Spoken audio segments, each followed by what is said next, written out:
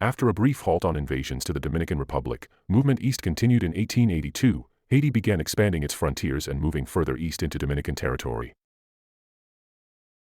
Incident: Haitian attempts to cross into Dominican territory in 1882 were repelled by Dominican forces, reinforcing their control over the disputed regions. The 1904 border dispute. Location: northern border towns. Incident: ongoing efforts by Haiti to adjust the border were met with Dominican resistance, preserving their territorial integrity. The 1911 border incident. Location: near Elias Piña. Incident: a clash between Dominican and Haitian forces highlighted the continuing tensions and disputes over border control. The 1920s tensions. Location: western border regions, especially Dajabon, Monte Cristi, and Elias Piña. Incident: frequent skirmishes and disputes characterized the 1920s.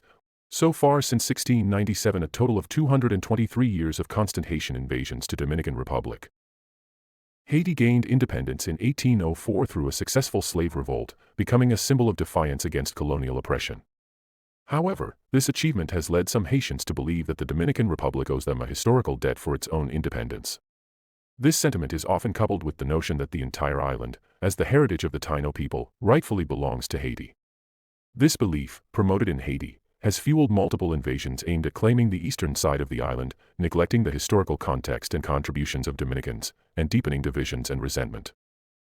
The claim that the Dominican Republic owes a historical debt to Haiti for its liberation is contentious. The Dominican struggle for independence was primarily political, driven by settlers with strong ties to their Spanish heritage. The notion of liberation by Haiti overlooks the complexities of Dominican history. Dominicans pursued their own path to independence, distinct from any Haitian influence or assistance. The idea of owing a debt for liberation does not align with the historical realities of the time. The topic of the abolition of slavery in the Dominican Republic is multifaceted and often just plain wrong in its portrayal. While slavery was officially abolished during the Haitian occupation, it's crucial to acknowledge that the Dominican Republic's first constitution, declared during its brief independence from Spain in 1821, had already included the abolition of slavery. However, many Spanish settlers did not own slaves or benefit directly from slavery's abolition. Consequently, the perceived benefits of this significant change varied across different segments of the population. Since 1697 up until 2024, no movement from Dominican Republic into Haiti. Ever. The Dominican Republic's defensive stance prevented significant territorial losses. On one side, after 223 years of attempts to claim the East, historical facts have become blurred. Essentially, you have several generations of Haitians, grandfathers, sons, and grandsons, who believe they must fight the so-called Dominican, white colonizers, and march east to reclaim stolen land. Regardless of the fact that Dominicans never started a war with Haiti and did not cause their hardships, including their enslavement, the many defeats in battle to reclaim the entire island have only fueled greater animosity toward the Dominicans.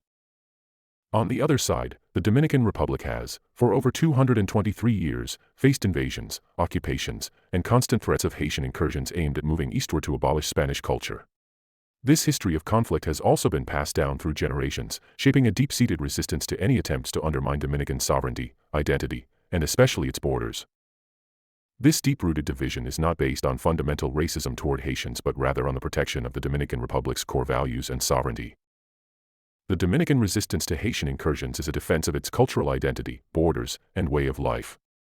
Some may argue that, historically and constitutionally, it is the Haitian people who have sought to eradicate white influence, as seen in their founding principles, which included the rejection of foreign whites, particularly European, and impose African culture, language, and religion in the whole island. This highlights that the animosity is not rooted in Dominican racism but in a historical struggle over territory and identity. As an interesting and relevant fact, the Dominican Republic has historically been a home and refuge for several Afro-descendant groups. Among these are the Cocolos, who arrived from the British Caribbean in the late 19th and early 20th centuries, primarily to work in sugar plantations.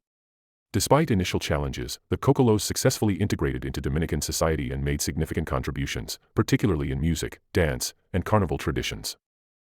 Another important group is the Palenqueros, descendants of enslaved Africans who escaped from colonial plantations and established free communities known as Palenques. Some of these communities settled in the Dominican Republic and have contributed to the country's rich Afro-Dominican heritage.